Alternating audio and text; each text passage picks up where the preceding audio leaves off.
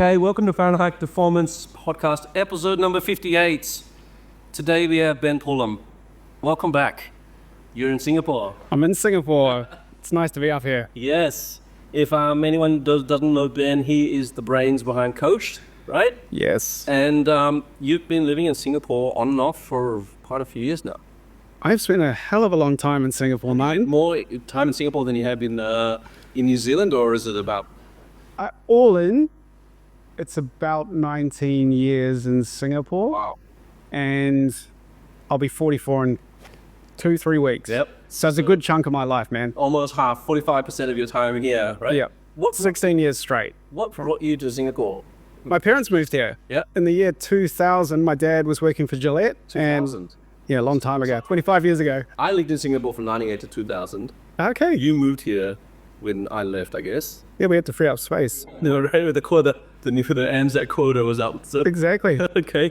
And so you came here 2000, and then you on and off, you've lived here ever since, I guess. Well, yeah, mum and dad moved up here 2000. I didn't move with them. Yep. They came with my sister. She did her last year of school here. Yep. And I just came to visit. He's like, never been to Asia. Cool, let's go. Yep. And, you know, being a triathlete, I was keen to get in and race. So first race I did was just out here at Magrichia 5K. Oh, nice. It was the most bizarre race I've ever done.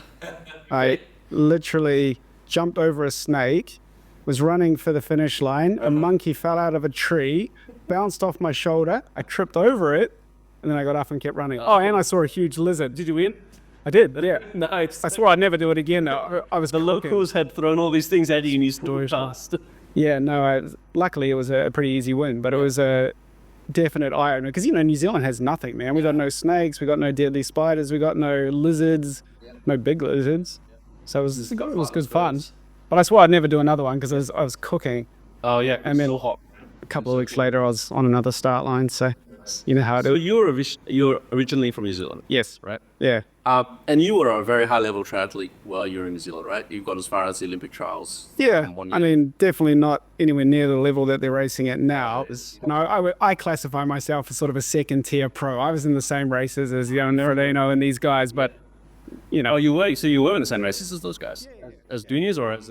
No, as elite. Yeah. I raced, because I'm old. You know, I was racing at the equivalent level of the World Triathlon Series. Yeah. Stuff like that. Yeah. Okay.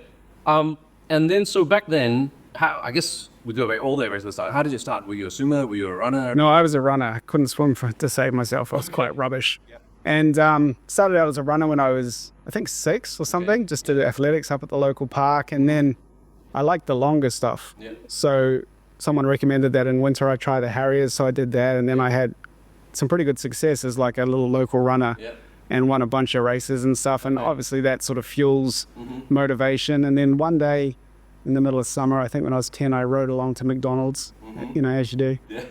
And I was sitting there eating some McDonald's and I saw a poster on the wall for the Zap Kiwi Kids Triathlon. Nice. And I can ride a bike and I could run. Well, that sounds fun. And that's how triathlon started for me. So that was, you were a kid? That was in 1991. Yeah, a long time ago. Wow, okay.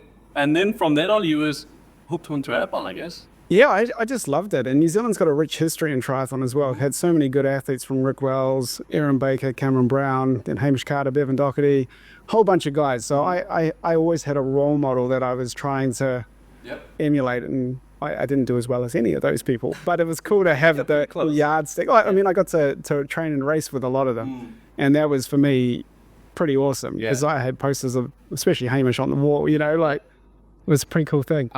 So you progressed, I guess, through the ranks. High school, you were doing triathlon. Did you, somewhere along the lines, you thought, okay, this is it, I want to try to be pro, or what was the... Yeah, so my original dream was, again, I had an ITU World Cup race in Auckland. This in the 90s at some stage, I don't know. And I remember watching Hamish win it. Yeah. And I was like, I want to be like that guy. I want to be sponsored by Nike and Oakley and race all around the world doing this World Cup series. And I did all those things. So I kind of feel relatively satisfied with my career because that was my early ambition, just to be able to do it as a job. Yep. And it was only later that I decided like to have a crack at going to the Olympics. So 2007, you went to the Olympic trials, right? So I did, you were trying to get to the Beijing, what was it Beijing? Beijing, yeah. So I raced, I had an up and down year in 2007. I had some pretty good early season results and then I got sick after a race in Spain, and I got this really nasty cough. And then the next race I did in Austria, I woke up in hospital. I blacked out on the run. I know how that goes. It was not fun. And then I just had some issues. And then same thing happened at Beijing. I was on the bike. I had the best swim of my career, so I was gutted. And then on the bike, I just started to feel how I'd felt in previous times on the run where I'd blacked out. And so I had to make the decision to pull out. So unfortunately, I pulled out of that race because... Was that the Olympic trials? That was the Olympic trials, yeah. So I wasn't too stressed because I had another opportunity. But it was still, obviously, I put a hell of a lot of work to be there. And I wanted to have the best performance. But I was so scared if I crashed on the bike, like not only I'm going to hammer myself, but I'm probably going to hurt a bunch of other people. And so it's a pack racing, right? ITU. Yeah, so I stopped, and then I went to Hong Kong the following weekend to race the Hong Kong ITU race, and living the dream. Didn't even get out of the swim. You were traveling around Yeah. the world. Yeah, I think I've raced in like nearly 30 countries or something, which is kind of cool. Awesome. Yeah. Did you ever get to the bottom of what was causing you to? Well, Was it nutrition or was it? no. So I tried to so I did the race in Hong Kong, which turned out to be my last start, right? Because in that race I didn't even make it out of the swim. I just started feeling lightheaded in the swim. I rolled on my back, put my hand up, and it was quite bad. So then I thought, I'll go to New Zealand, went back there. My coach thought maybe it's asthma. And he's a medical doctor, so he had some idea of what it could be. So I went there, did asthma testing. Turned out it wasn't asthma testing, but something in my peak flow or something was a little off. So they suggested I see an ENT. And so in New Zealand, things move a little slow. And I couldn't get an appointment for weeks. So I was kind of in limbo. And in that time, I had to come to Singapore to run the Singapore Marathon 10K because I was sponsored by Standard Chartered. And the morning of that race, I woke up in agony. Like, I've never been so sick. Before the race? Yeah, like the morning of the race, I woke up, it literally felt like the muscles were trying to pull themselves away from the bone, and I had a huge fever, and I felt crap. Wow. And turned out I had a pretty nasty strain of dengue fever. Oh, and yeah, I've heard this. That's pretty much what put the nail in my coffin from a racing point of view, and I didn't race again after that. Okay. I could have made a comeback probably, but my immune system was smashed, and I was... The stuff wasn't the dengue fever though, right? No. So definitely wasn't that. So I never... Because of the dengue fever, I couldn't get out of bed it was nearly 6 months before I properly could get up and feel half normal. And during that time, I decided I was going to stop and focus on something else because,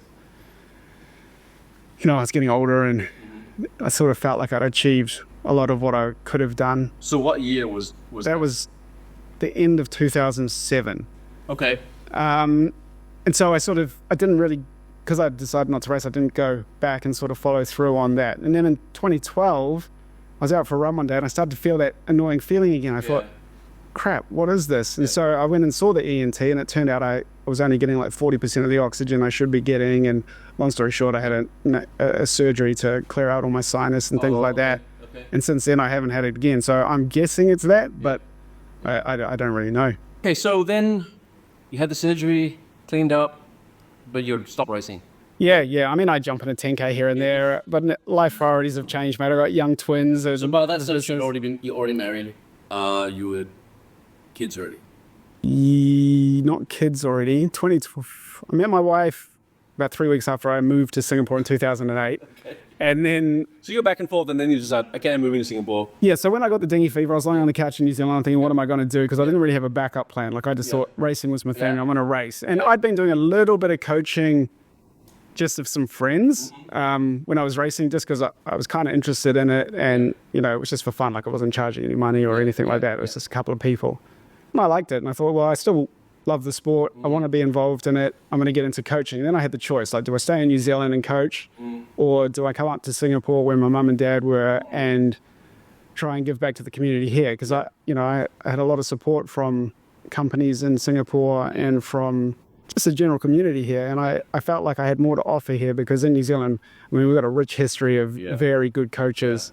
Standing all the way back from Arthur Lydiard. Yeah, absolutely. And so I thought I'll come here, and my intention, frankly, was to come for a year or two. It's always like that.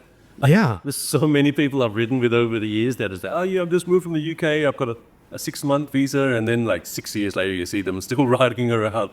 Yeah, exactly. So then, is that where Coached was born? Well, so No. So Coach sort of came about. I've basically been doing the same thing since I got here. Yeah. But I started out with a business partner in Singapore. He was a sports scientist. Yep. And we figured out, like, before we even set up the company and things, like, we just agreed we'd sort of partner up and do something. And then one of the first people I was coaching, I wanted to do a lactate test for, because that was something I benefited from as an athlete. And I realized there was no way you could really do it. Yeah, there still is only a handful. Yes, it's true. Well, it's so niche. I think it's a pretty tough business. It's not like there's a long queue of people that continuously come in to do lactate tests. That'd be nice. It's not quite like that. I mean, it's getting a little bit more, there's more awareness around it now, I think, because of the Norwegians and a lot of the pros who are using it. Yeah. But back then, like, there was no way to do it. And I thought, well, this could be a little niche area we can get into. So fortunately, he was a sports scientist. And so he sort of bought the protocols and we bought the equipment. And then I bought the applied side because, I'm not a sports scientist, but I've done a hell of a lot of training off the back of using sports science. Well, these tests have been done on you, right, over the years. A lot, yeah. So you know what they are and how you can benefit from them. Yeah. And you can explain that a bit better than someone read it from a book. Try to, yeah. Yeah, I think I do a pretty good job at dumbing it down. Yeah. So then Coach started as a testing place? Well, coaching and testing, yeah. So it was originally Journey. Oh, no, we started as Racers Toolbox. And then the original name. Yeah. Okay. And then we sort of did our thing, and what partnerships are like. Business partners are a bit like a marriage. We started this business with a business partner, and like 6 months, 1 year into it, we had to buy her out because Was that right? it just wasn't. Yeah. Unless you're doing exactly the same amount of work with the same passion, If there's one person who's not doing the same amount or doesn't have the same goals. Yeah, that's kind of how it worked out. Like, I have a pretty good work ethic, and I was, I was working hard, let's put it that way. And we just had a bit of a misalignment, but we lasted longer than you guys. We went through about 2014. I started saying, look, mate, I've got to tap out. This is not working. And so, no, we can do it. And I'm like, okay, benefit of the doubt because he's a friend. Yeah. And then the catalyst for me to go out on my own and start coached was when I found out I was having my twins. Because, any parent knows having a kid is a lot of work and financially stressful as well. Yeah. But to have twins, it was... Double trouble all at once, right? Yeah. When they told me, I literally broke out in hives. It was hilarious. I've never had hives, never had them since. But my arm within 20 seconds, like full rash, and the doctor looked at me and just went, it's a stress response. Yeah. I was, Thanks out. yeah, it's quite funny. Yeah. okay, so then I always think of Coached. When I think of you as a company is you have a testing, you have Edgermax, you got sweat tests, you have lactate tests, and then you have the coaching side of things as well, right? Is that still how it's run? You still have a lab, and you still do those sort of The coaching on the side. As another straight of the business. Yeah. So the coaching side is actually probably the bigger part of the business. We've got our lab. It's down on Robertson Road, and in there we do a bunch of the tests you just mentioned. Yeah. But we also do sports-specific strength training. So it's not a gym. Yeah. We've got equipment, and we work with like runners and triathletes. Yep. But also lately, actually, like getting quite a bit of a following with High Rocks. Oh, nice. Okay. And Jim, who runs our lab, is... I was just talking to April literally an hour ago, but in podcast terms, it will be a week ago. And she wants to do High Rocks as well, and she's a triathlete. And we we're just talking about how the communities of High Rocks and triathletes, it's actually pretty similar. There's similar communities, whereas you've got a time that you want to beat, and you travel around the world to do these races, which are fundamentally the same, right? Yeah. It's similar distances, similar whatever it is. Yeah. And like if you've come from the UK, did High Rocks London, and I did High Rocks like Kentucky, we can compare our experiences because it's roughly the same, right? So the High Rocks athletes, I'm sure the community they want to do lactate tests as well. They want to do sweat tests. It's a similar community as the triathlon community. Yeah, that's how it sort of started out with us. We just realized we started to have more and more people coming through our doors wanting to do testing and determine their training zones. Because at least this is just observational, but it seems like most people come into High Rocks from the strength side. Yes, like F45. And then they're like, I suck at running, like, help me run. The muscle heads. Yeah, but I'm like, well, you need to run because it is a running race. Yeah, obviously you've got to be able to do the exercises and things and do them well. But if you make up a minute every kilometer and there's 10 kilometers, right?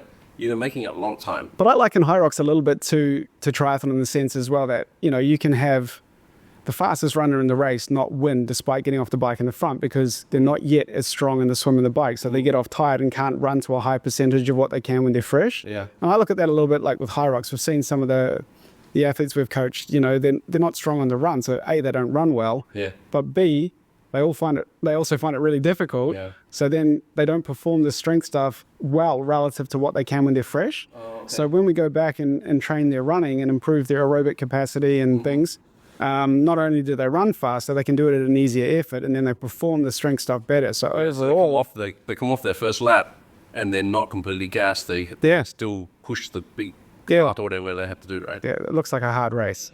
No, it does. It's quite massive. Kinetical, I mean. Oh, it is. I'm very curious to see if it's going to become like a thing or if it's just a fad.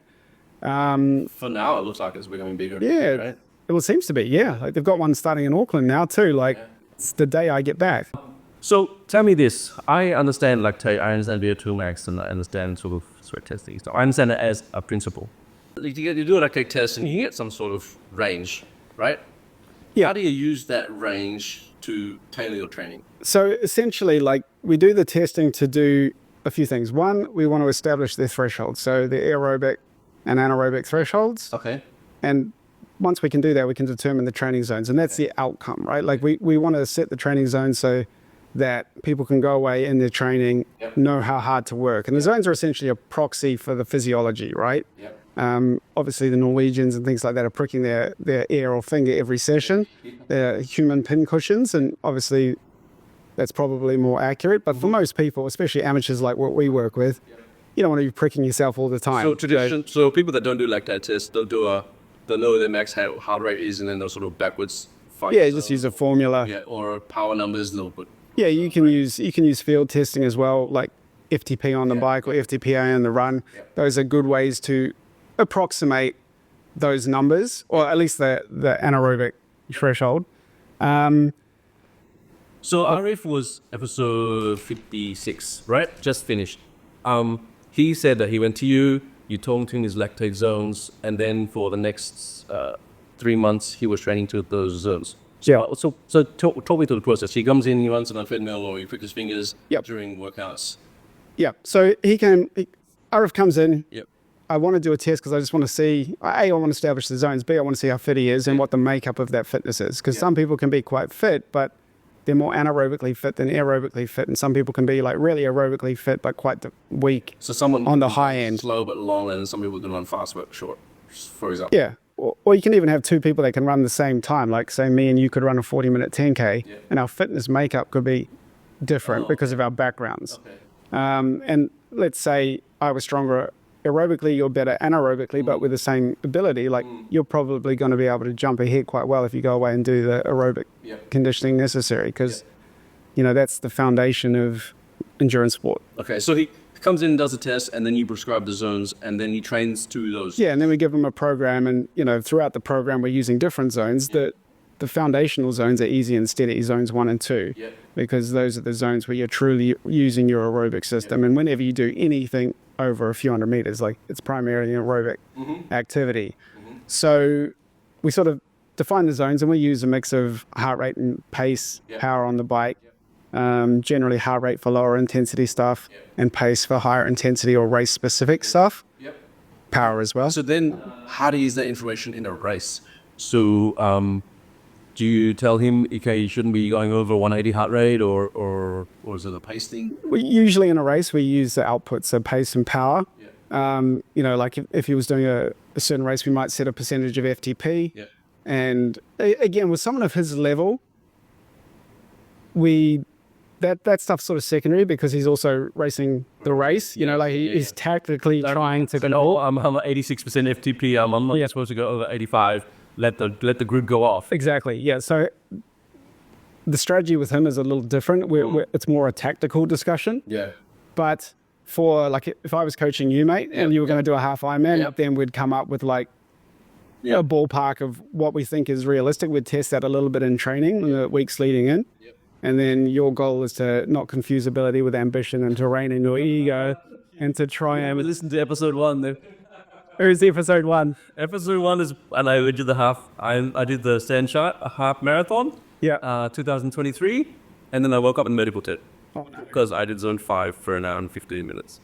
That's a long time. You won't be the only one. Yeah, I think I've had 10 people that year were in it. And last year is even more people that ended up in medical.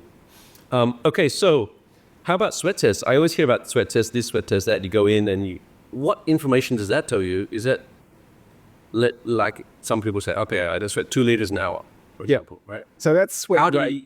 So how do you use that information for training and racing? Yeah, so it was quite interesting. I'll tell you how that came about, because that's our most recent test. I mean, we've been doing it for a few years now, but so many people were coming in and saying, I ran the marathon or I did the triathlon or whatever, and I got cramps. And it was constant. And so I thought, surely there's a way to, because again, I'm not an exercise physiologist or anything, so I thought, why is this happening?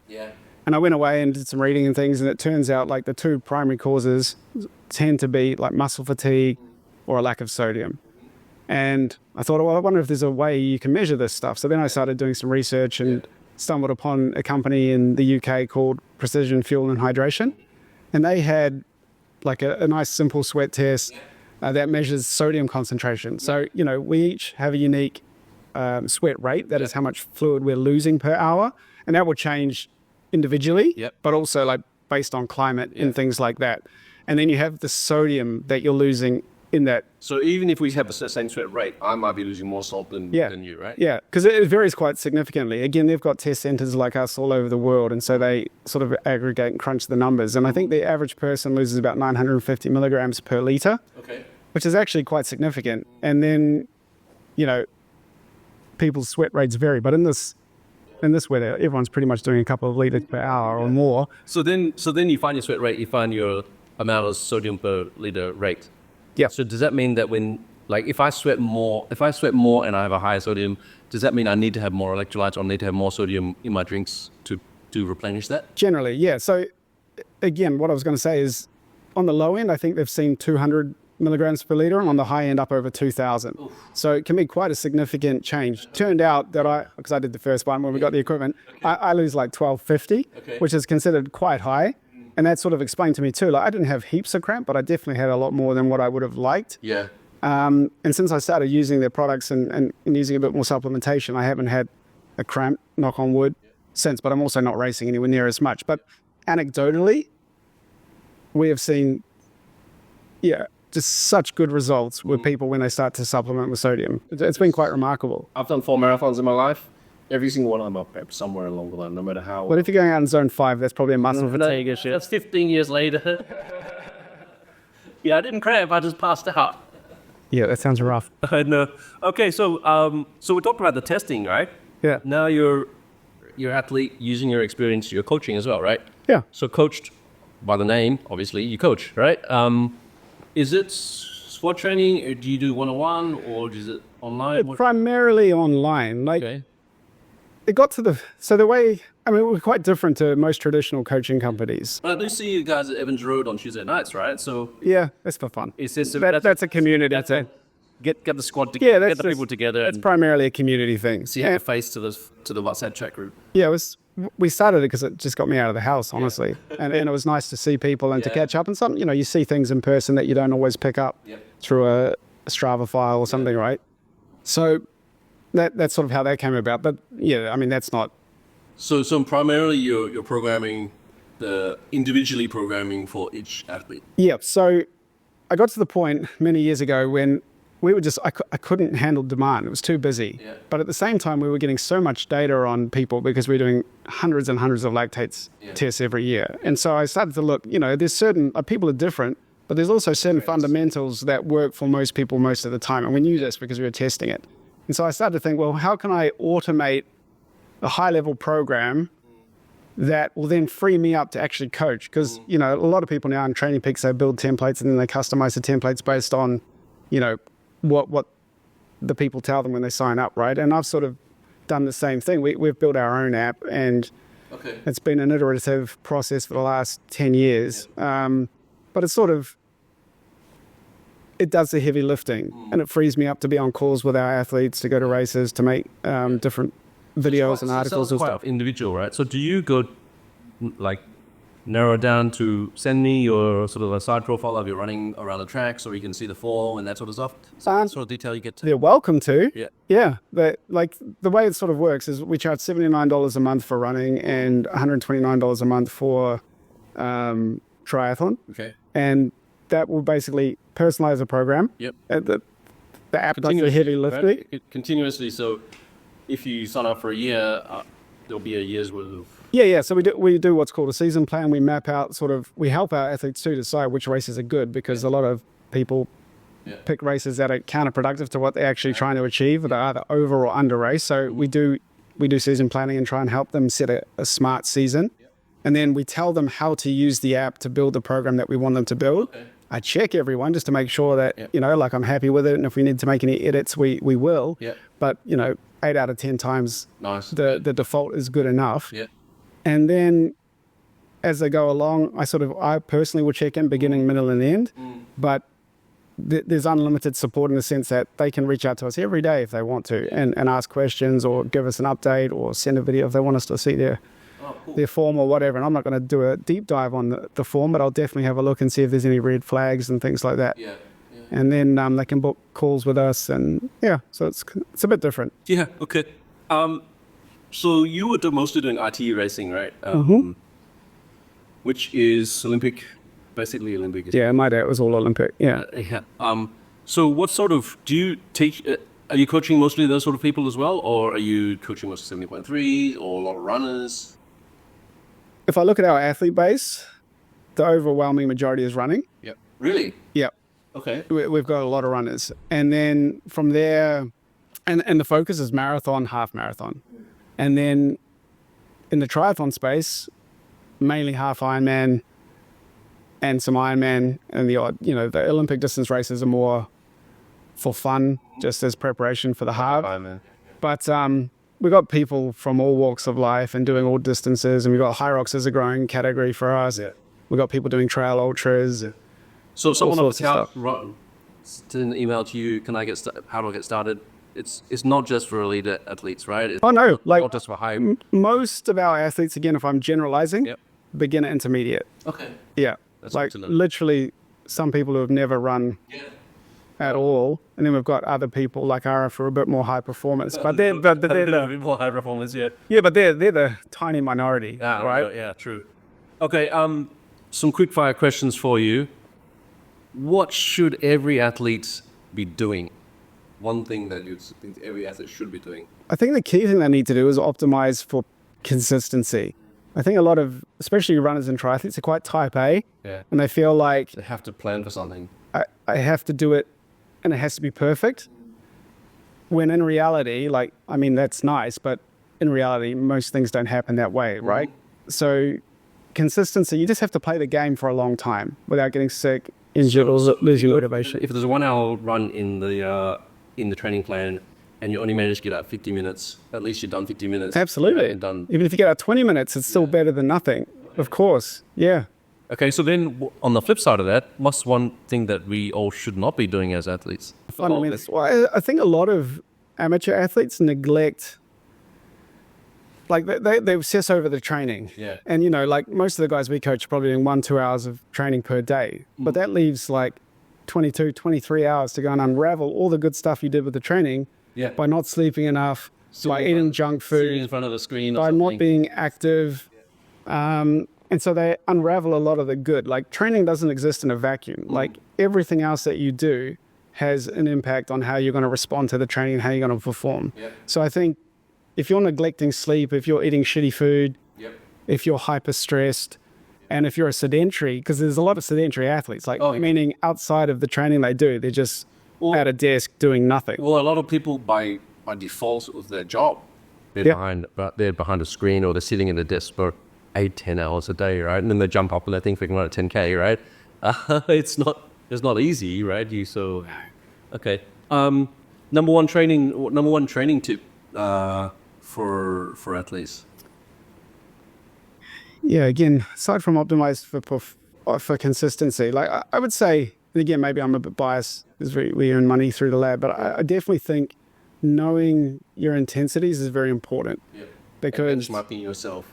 Yeah, just knowing your zones, whether you do it through the lab or whether you do it via field testing. I think it's very good to understand where you're at. Like my observation over the last 17 years as a professional coach, witnessing a hell of a lot of testing. Like we've done over, I think, 15,000 lactate tests or something in the last.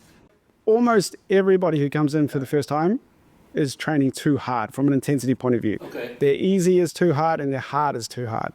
And so by putting something a little bit more objective around the zones with heart rates, paces, powers, you're just ensuring you're working hard enough to get the physiological response, but not any more than that, so that you get tired, you break down. Up until that point, you don't know what you don't know, right? Yeah. So as you can become, once you know where you're supposed to be, it's a little more comforting to know what you're doing. You're sticking to the plan. You're executing.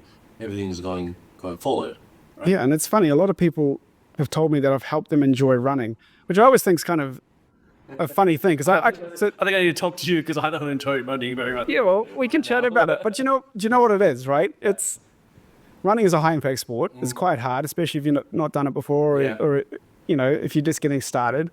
And because we're so careful about intensity, and we usually have to slow people down, by slowing them down and giving them permission to slow down and actually teaching them why it's going to benefit them, they take a lot of stress off the joints, bones, muscles, connective tissues.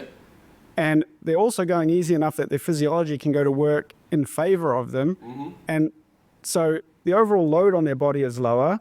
Their physiology is starting to work for them, and they start to get faster at the same heart rate or level of effort. Yep. And so you're getting a double whammy there. One, it's easier, and two, you're getting faster.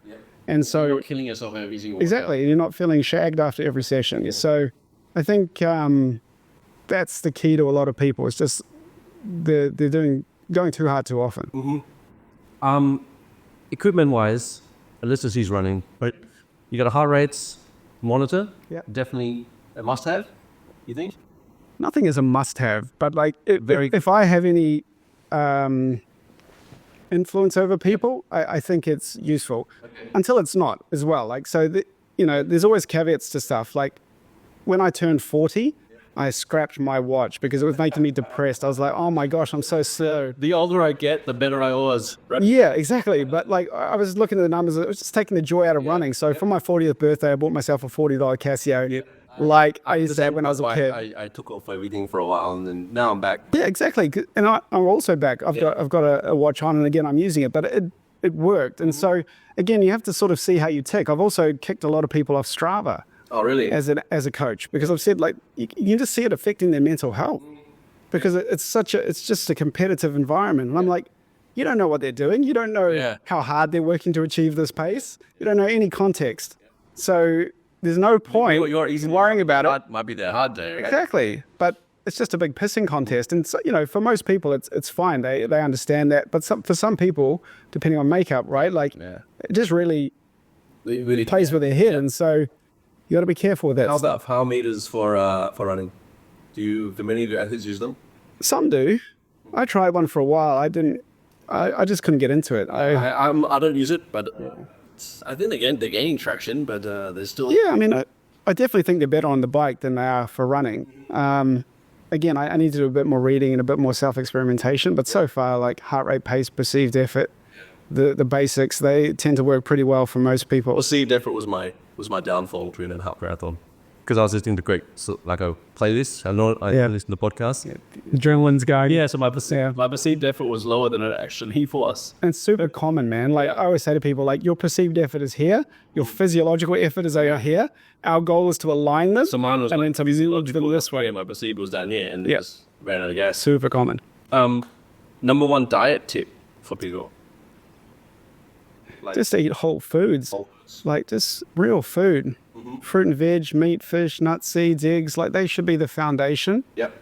And then, just basics. I think a lot of people get caught up in the bells and whistles of nutrition and training and gear and stuff, but there's certain fundamental things that if you do, will give you a very good outcome. You don't have to measure your protein grams, you don't measure your carb grams, just keep the food wholesome and so overall, actually, let's think of 1950s farm food, right? Would be perfect, right? You have potatoes. Absolutely. Good. real just non-processed foods, right? Yeah, I think so. And again, like I do think there's some value in getting like MyFitnessPal and maybe putting a continuous glucose monitor in your arm, but not forever. It would be very depressing.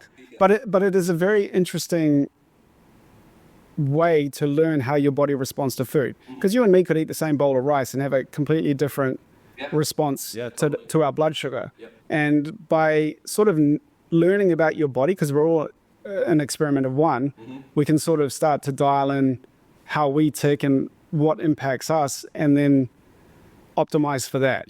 And again, like I don't recommend this long term, but while you're learning about yourself, it's good to do that for a couple of weeks and just sort of track your macros and see what your blood sugar's doing and make some changes. Control about the data, right? Yeah, no, it's like, again, I run a high performance lab, so I definitely believe in having the data, but I'm also like, I'm a 1980s kid.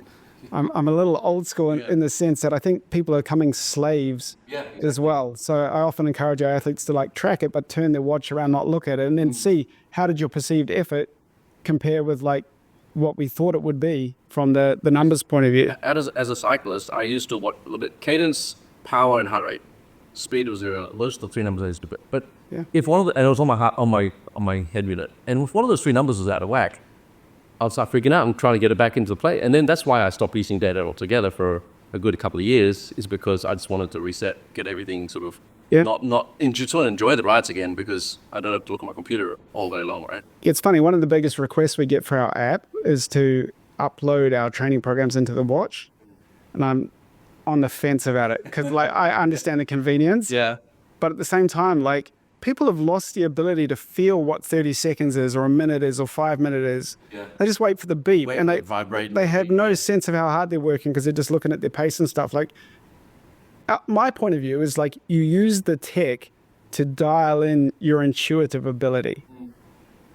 And if you can become an intuitive athlete, that's the ultimate thing, right? Because if the GPS goes skewy running through the CBD, doesn't matter. You know how hard you're working. Well, that's what they say about the Kenyans, right? You don't see them looking at... Just want to use Elliot as an example, right? Like, see them looking you watch that guy run a marathon, he's hardly ever looking at his watch. And you look at his splits afterwards, and they're so consistent. And you can argue he's usually leading the race, and there's a clock in front of him, and the K splits. And maybe he's doing some math, but, like, he knows how hard he's working because he's doing a lot of training. And that's part of it, actually, though, too, Martin. Like, better athletes tend to have a more intuitive ability because they do more training. And they've done it before the race, right? Yeah, and because you're doing so much training, if you get the intensity wrong, you pay for it very quickly in the next session. Like as a triathlete, you're training 2-3 times a day. If I get something wrong, like this afternoon, I'm going to feel crap. And you learn very quick, and so you become very intuitive. But if you're a runner doing 3 runs per week and maybe a strength training session, like it takes some time to earn that intuition. But if you use the tech wisely, it will speed that process for you, and you become a lot better. Well, but you use the fine line is you're gonna be lost in a race. You become a slave. If you forgot to charge your watch, and then you're screwed. Yeah, I've done that. Yeah. Okay. Last tip, life tip. Life tip. Got 2 kids. Life tip. Do you? I think one of the things I'm most proud about in my life is like, I've just gone to the beat of my drum. Sort of followed my curiosity and not got caught up in what other people are doing, and really tried to optimize my life based on my values and what I deem to be success. And so I think a lot of people have got to... A lot of people lose their way after... Yeah, they're just comparing themselves and, because there's always someone fitter, richer, faster, like always, right? So you just got to define, like, what does a good life look like to you? Or what's a happy life look like to you? Exactly. Like, as long as you're happy, the world will be falling down and everyone will be making more money, but you feel happy and you die happy, and then... Exactly. That's so the point, right? Do you? Yeah. Okay, man. So what next for you? Are you still going to be splitting your time between Singapore and New Zealand? Which one? Yeah, absolutely. Home right now?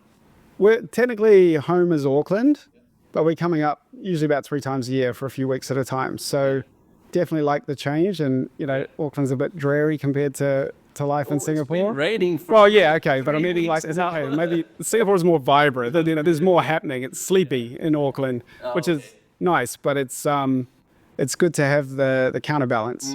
And obviously my wife's Singaporean, my extended family, well, through her is here. Which is My business is here. Chinese New Year. Yeah, Chinese New Year. Grandparents want to see the grandkids. Yep. And so it's nice to have the option to come and do both. And Everyone's adjusting everything in New Zealand? surprisingly, I mean, the kids we knew would be happy because they were at a local school here and now they're at, a little primary school and they're chilling. Yeah. Like, so they're very happy. But my wife was the surprise. Like, we're literally getting on the plane to move and she's like, my biggest fear is you and the kids are going to love this and I'm going to hate it. Because she's born and raised in Singapore. There's going to be... The only time she hasn't lived in Singapore was Manhattan. So she's a city girl. But she's really content and happy and enjoying the A lot fullness. of times people ask me, do I prefer life here, America, or Australia, right? And I guess my answer is, as long as you're not trying to do the Singapore things in Perth, or you're not trying to do the Perth things in Singapore, then you're going to find happiness, right? Yep. Okay, Ben. So then, what's the next 5 years for Coach? Are you still more of the same? Going to be a global phenomenon? What's your plan? I have no desire to dominate the world. I'm just trying to do work I like with people I like and Are you coaching people in New Zealand as well? yeah, a few. We've got people, I think, in like 20 different countries. The majority is in Singapore because that's where we've historically had the base. Yep.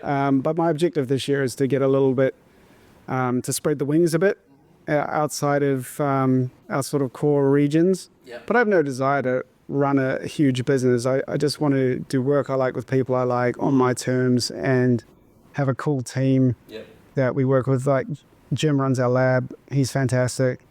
I'm doing the coaching. We've got a couple of other part-time sort of assistant coaches. I've got a couple of developers that I work with part-time doing our app stuff. It's just fun. Everybody's nice. And we're just trying to make, well, hopefully, a difference in some of the lives of our athletes, at least from the performance front. And there's nothing more satisfying than waking up on a Monday and having 50 emails from people who have just run or achieved a PB. Like that's very satisfying. So hopefully we're going to be having more of that. This year I'm rewriting all our training programs, which is fun. It's a huge, huge job. I'm sure. But it's a lot of fun because, sort of I like to read and talk to people and keep looking at the lab stuff and we keep refining. I think, so this is a physiotherapy clinic, right? And one of the things that people always say is, it's so nice because people come here when they're at the bottom and they only get better, right? Yeah. So same for you, right? People would, if they're in your program, it's just going to be, hopefully, be good news if they stick to it and they stay with it and they race and they do well and you shouldn't be getting these, People come to you to be better. Yeah. That's what I'm trying to say, right? Absolutely. So if they come to you to be better, they will, and if everything goes well, they get better. And it's such an uplifting thing to all the stories that people should be telling you are of success, right? Yeah, often. I mean, we coach a lot of people. So, whenever you have a big race and there's more than 100 people racing it, you got a mixed bag. Yeah. But usually the overwhelming majority is happy athletes. Yeah. And, that doesn't always mean a PB. Like we send out in the app that, people can answer a post-race survey. And one of the questions is like, did you run a PB?